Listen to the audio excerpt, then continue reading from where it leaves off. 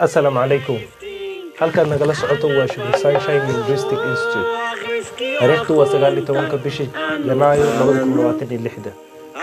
Kusoo dhawaaw cashirkeenii saddexaad ee halkan kusoo gudbino. Maanta intooda waxaan qaadanaynaa wax lagu magacaabo vowels. Waxaan hore u soo qaadanay alphabets.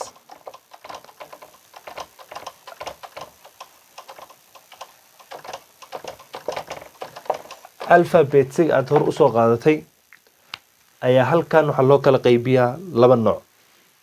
Waxa loo qaybiyaa vowels iyo wax la yiraahdo consonants.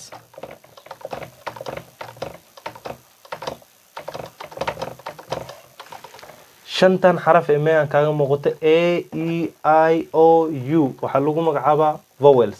wixii ka soo heray ayaa waxa la yiraahdaa consonants. Okay, inaad fahantay ayaan rajaynayaa markada.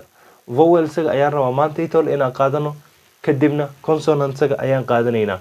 Okay, markaan vowels waxaad ogaataa waxa weeye xarfaha wax isku xira uusan xarafka form gracemaynin ilaa uu maaragtaanay la adeegsada vowel la adeegsada.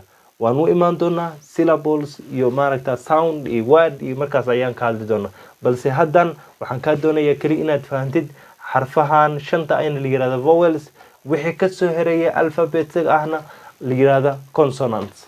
Okay, waxaan rabaa sida buugan aan qaadanaynaba uu qorayo inaad bog dhamaala qaadatid ee ku soo qortid xarfahan. ana hadda laba line bas aan ku qoray a e o u a e o u a e o u bog dhamaal inaad saa ku soo qortid ayaan rabaa. maxaa yeelay waxay ka saacidaysaa inaad baratid qoraalkii iyo maxaan ku yiraahdaane akhriska inta aad la baratid. والسلام عليكم ورحمة الله وبركاته.